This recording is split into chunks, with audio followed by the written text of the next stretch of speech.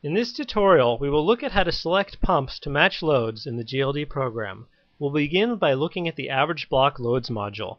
I've pre-populated this loads module with loads data. If you have questions about how to import data into the program, please review the tutorial about importing loads.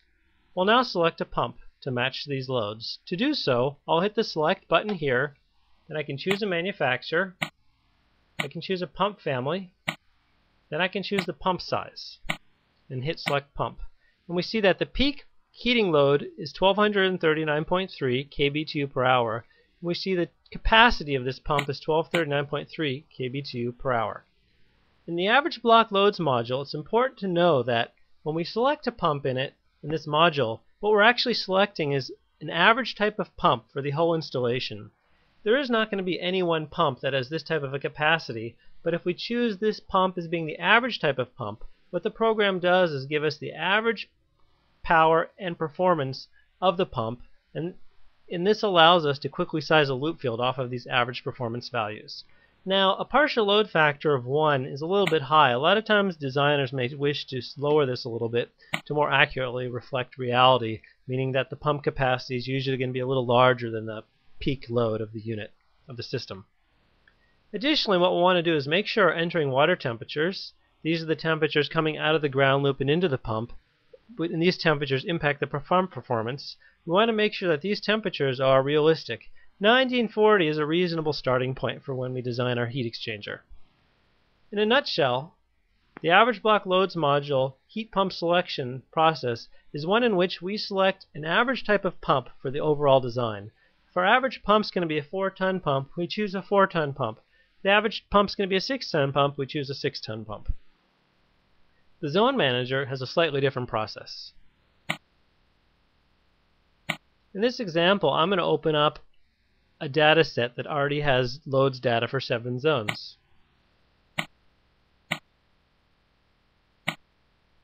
We can see that there's 7 zones and there's heat pump loads data for each zone. I'm going to clear all the pump data temporarily so we can start from the beginning.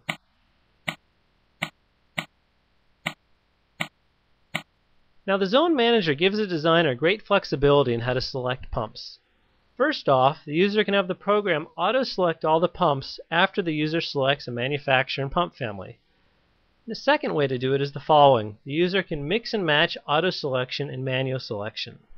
In this process, the user can also mix and match water-to-water and water-to-air pumps. The third process or method is for the user to custom enter a pump of his or her own, custom pump. Let's first look at how to have the program auto-select across all the zones. We can go to this Heat Pumps tab, and I can choose a manufacturer, and I can choose a pump family, and then we can see all the pumps available in that pump family. Then I go back to the Loads tab.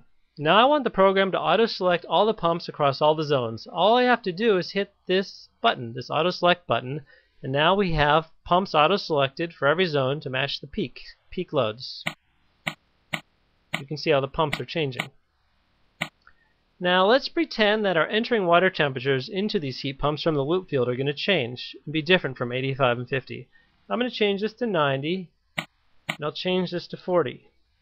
When I did so, the program automatically went through every zone and recalculated the pump performances based on these entering water temperatures and automatically reselected or changed the selection to optimize the association between the loads and the peak capacities. It's a very convenient and helpful feature.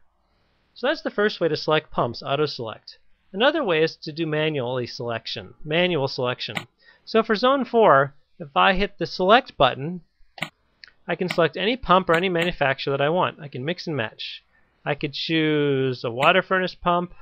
I could choose a water-to-water pump. I could choose the pump size and hit the select button. So now I have, in zone 4, I have a water-to-water pump from water furnace. In the other 6 zones, 1, 2, 3, 5, 6, and 7, have climate master pumps. So the second way to select pumps is manually select. The thing to remember is, when you manually select a pump, the program's not going to be automatically checking to make sure that the heating and cooling loads are covered by the pump. The responsibility belongs to the designer to make sure of that. The third and final way to select a pump is to have a custom pump. So for zone 7, for example, I could hit the custom pump button and enter any pump performance variables or characteristics that I want, and then I'm done. And so those are the three ways to enter and select pumps with the Zone Manager.